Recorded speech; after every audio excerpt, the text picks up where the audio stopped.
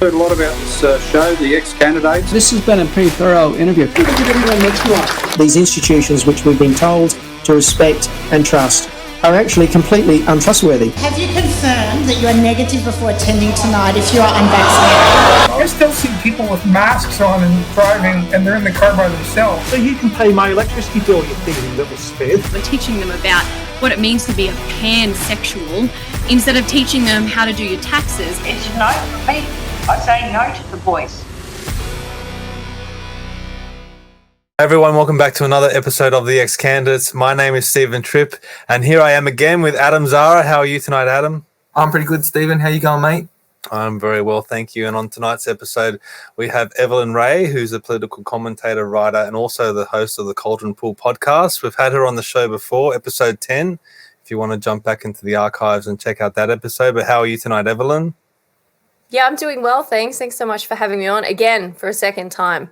No, well, thank you very much for coming on the show.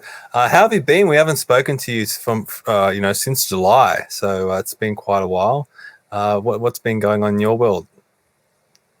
Oh, look, I've just been laying pretty low on my farm, just, trying to get back to some form of normality, which is scary in itself because we've been through a pretty rough few years and everyone seems to be getting back to normal. But, I mean, what else can you do? We've got to work, we've got to pay the bills, we've got to put food on the table. So I've just been doing life as per normal. Yeah, like you said, just commentating and doing the podcast and things in the background behind the real life sort of things.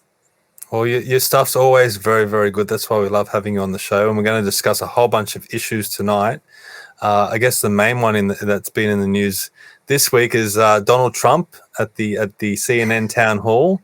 What were your thoughts of Donald Trump's performance?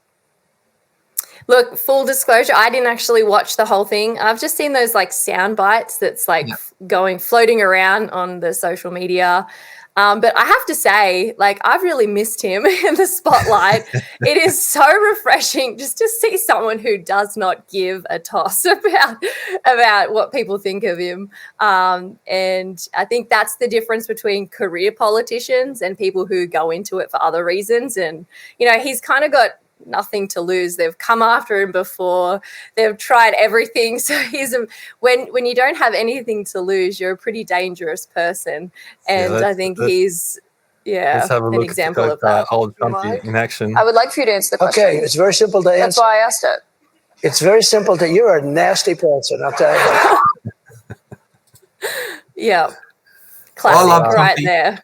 I love President Trump. I've got to be honest with you. I'm not sure why everyone refers to him as President Trump because he's an ex-president. He should be on our show. In America, that's how it is. So if you're a former president or former governor, you'll get to keep that title. President. All right. Well, that's cool because I'm glad I spoke to you about that because I wanted to know. But so President Trump, I really like him, and just like Evelyn was saying, so he's already a self-made, I think, billionaire now, and he's been bankrupt so many times, and he has his own income and own money stream. He's not relying on politics to float his bank account balance. So therefore, to me, it feels very free. He seems like somebody who can be free, and he can follow his policies and what he's saying. And let's face it, we're all about common sense here, and he's just been talking common sense. So I like Trumpy, and I thought that performance that he did the other day was also awesome. Well, let's just have another go. Here he is again. Police officers.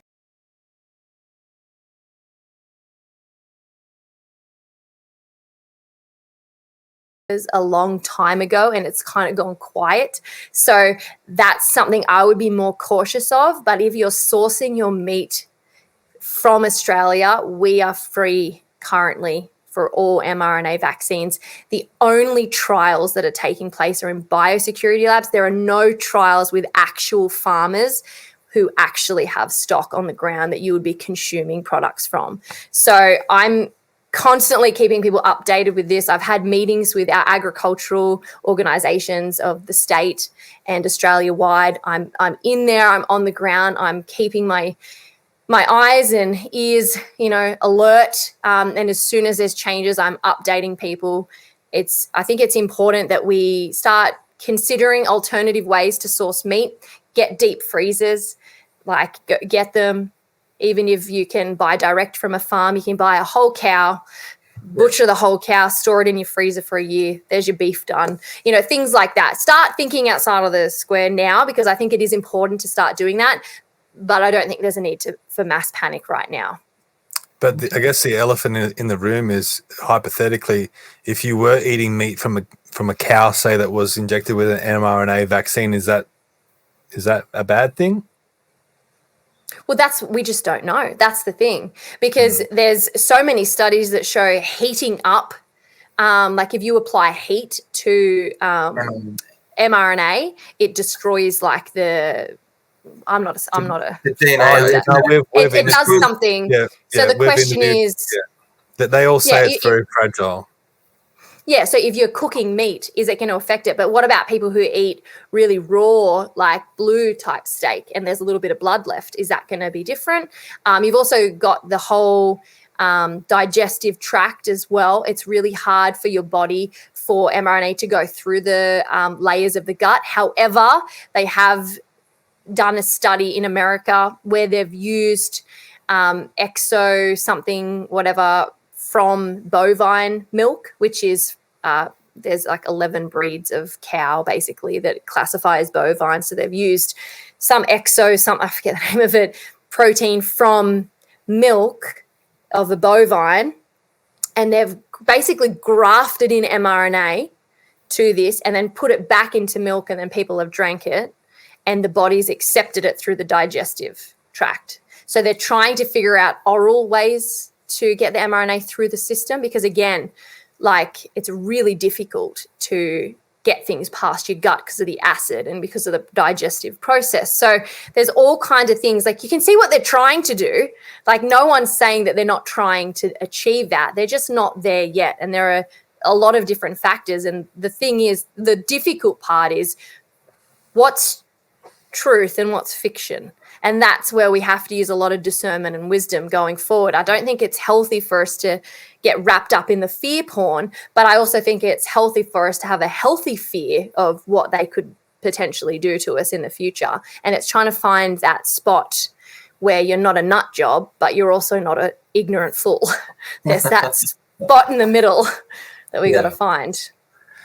Oh, well, thank you, Evelyn. You're always amazing. Please let everyone know how they can follow you on your social media and your podcast and everything like that. Yeah, so the podcast I do, the Caldron Pool Show, that's on Apple Podcasts, it's on Spotify. You can go to caldronpool.com and everything's linked there. It's on YouTube, it's on Rumble. It's on everything as well, so you can find me there. My author page is there for the articles that I've written. I'm on social media. I'm just on Twitter at the moment. I do have Instagram that I'm going to activate again shortly. I just was having a bit of a break from it all for a bit. But you can find me at @_Evelyn Rae on Twitter. And shortly I'll be back on Instagram as well. If you just search for Evelyn Rae, I'll be there. And you can enjoy my daily rantings and internet arguments. It's a good laugh. Don't take me too seriously, and if you do, go and touch grass outside. But no, thanks for having me on. It's always a pleasure, and I'm glad I got to come on a second time. So hopefully the first time wasn't that bad. I didn't deter you from a second calling. So. You're always amazing, and hopefully this won't be the last. So thank you very much for coming on the show. Adam, thank you again, as always. And for everyone watching, please share this far and wide, and we'll see you next time. Thank you. See ya.